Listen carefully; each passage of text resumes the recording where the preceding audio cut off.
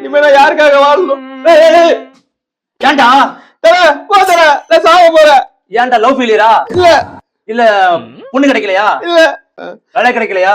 அதுக்காக சாக போறியா? இல்ல தல. என்னன்னா பிரச்சனை? என்னடா இப்படி ஃபார்ம் அவுட் ஆயிட்டே தலைவானு.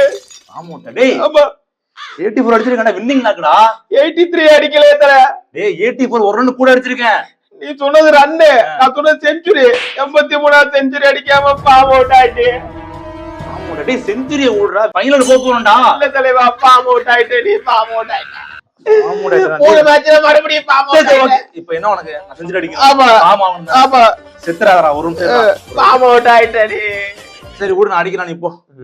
இங்க வாங்க இங்க வா. ஆமா, இந்த ஆர்சிபி கப் அடிக்கலனா இது விஷம் குடிச்சிடணும் வச்சிருக்கியா? அதுவும் செத்து போயிருவல அப்பலாம் இருந்தா. வெளிய வா போ.